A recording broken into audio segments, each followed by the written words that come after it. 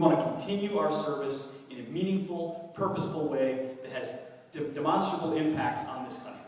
And I think some of what you'll hear is what we've been, as an organization, doing to try to do just that. A couple of things about our name itself, Concerned Veterans for America. It is specifically, it says Concerned Veterans for America, but everyone who served knows that no veteran serves alone. And ultimately, every veteran is supported by a family, community members, friends, and others. So while it says veterans, we're an organization of vets, military families, civilian supporters, patriotic Americans who want to come behind the cause. It's also Concerned Veterans for America. We do a lot of work for veterans, and you'll hear about what we've done at the Department of Veterans Affairs, try to hold that department accountable to actually deliver what it says it will to veterans and what they've earned. But it's not just veterans. It is for America because we believe you didn't defend the Constitution, you didn't swear an oath to defend the Constitution just to serve other veterans. You did it to defend this precious American experiment, the liberty that we all love and enjoy. And that is why we continue to fight. It's for America. And any number of issues, some of which are traditional vets issues, but others which affect the entire over 300 million of Americans and the future of this country that we hand to our kids and grandkids. Because I just flew back onto the tour from Minnesota, where I spent a couple days with my two little boys. Gunnar and Boone are their names. Gunnar's 3 and Boone is 1. And I call them my little bandits, my little outlaws. And we like to say, and I know I've said it too, that I fight or I wear the uniforms that they never do, so they never have to, right? And that's a very legitimate sentiment. And I've said it, and we've all said it, because it's what I want. I want to fight so I can create a peaceful world that they can live in. But I also say that knowing I served, and they'll probably have to serve too. Because no generation can skip fighting for freedom. It's what Ronald Reagan said it best. Freedom doesn't pass in the bloodstream. It's only one generation away from extinction. And if one generation grows up thinking it doesn't have to be fought for, then we give it away. We give away this American experiment of freedom and liberty and prosperity that we have. So I hope my kids never have to go to a battlefield. But I serve knowing that hopefully they'll be willing in their heart to step up and do it. Or maybe it's not the military, maybe it's another way that they serve this country.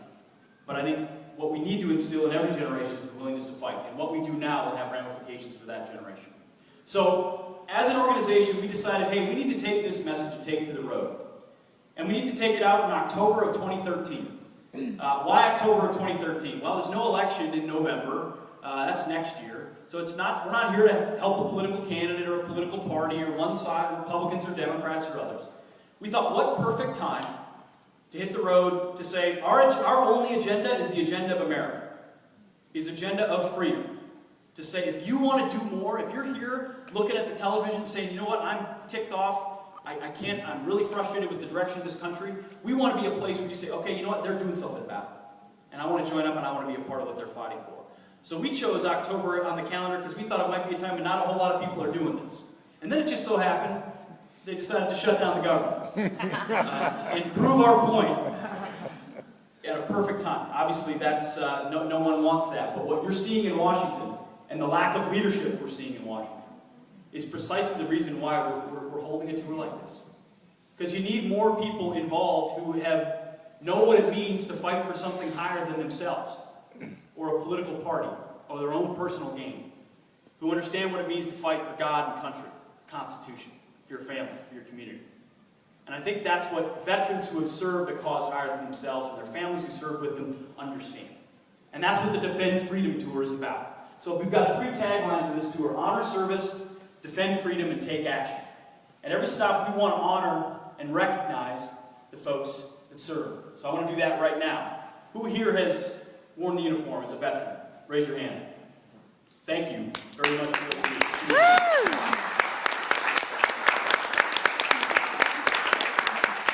How about military families, Blue Star families? How about Gold Star families? Thank you very much from the bottom of our hearts. Gold Star wives, Gold Star families, everything. How about civilian supporters who are out here because they believe in it? Thank you.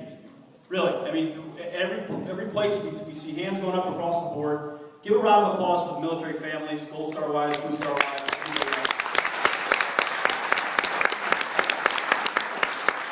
So we're out here honoring and recognizing and thanking folks for serving, but then we want to talk about what it means to defend freedom. And we know what it means in a context of wearing uniform. But as an organization, what are we doing about it? Well, one of the things I mentioned briefly was the Department of Veterans Affairs. A department that anyone who's interfaced with it, there are some good medical facilities. But as far as the barriers to entry, the difficulties veterans face when they try to apply for the benefits, there's been a lot in the news about it. And rightfully so. And we'd like to think that our efforts have been a big part of holding VA accountable and forcing them to try to figure out what to do about it. Right now, you're going to wait over 300 days just to get a response if you apply for benefits from the Department of Veterans Affairs. In some urban areas, it's upwards of 2 years.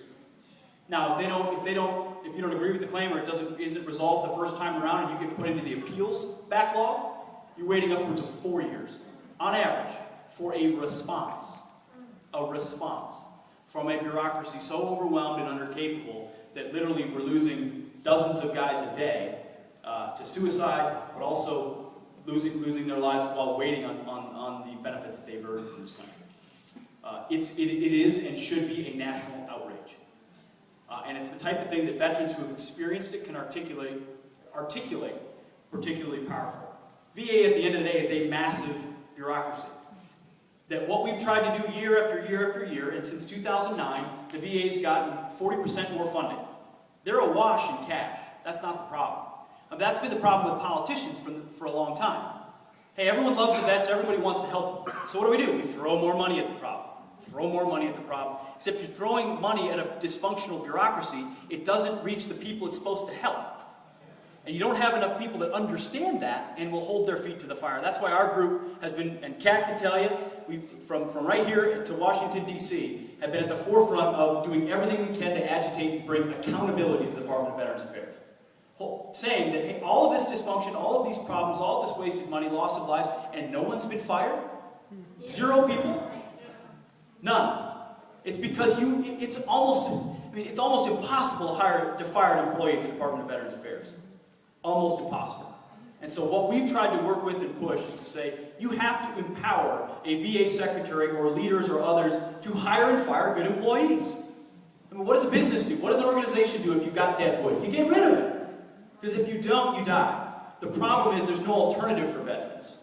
And with the bureaucracy, they're stuck going there no matter what. And they got bureaucrats sitting there pushing paperwork, stamping denied on claims to push them out the door, and the veterans are the ones that suffer for it. And you've got a lot of leaders that want to do the right thing, but can't, because they're not empowered to do so. So one of the biggest things we're pushing is an accountability legislation. And the idea, it's just been about starting the idea, now pushing the legislation to hold folks accountable. And we're going to do just that. And Kat can tell you we were standing outside the White House with a bullhorn and a petition. Done the old-fashioned way, getting people's signatures on the ground. We got some online too, but most of the old-fashioned way. We delivered it to the gates of the White House with a bullhorn, saying, hey, we're going to be here at 27,000 signatures, we're going to be here at 50,000, 75,000, 100,000, because what do they want? They want us to try one time and then go away. That's what bureaucracies want. And then they want the bad news to go away. So we're not going away, and we're going to keep the heat on. We've got some great and powerful allies on the Hill in some of these VA committees that are willing to work with us, and we're going to keep pushing it forward. So what we're telling you, when we ask you to take action, which is the third part of this, is that we're not just asking for you to come to an event, check us out, hear from some great speakers. We want you to roll up your sleeves with us and do something about it. We're going to be aggressive, but we're going to be professional, we're going to be respectful. At the same time, really aggressive, so they cannot ignore you, and they know we're not going away.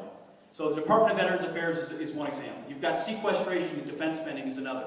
Anyone who served knows there's fat to be cut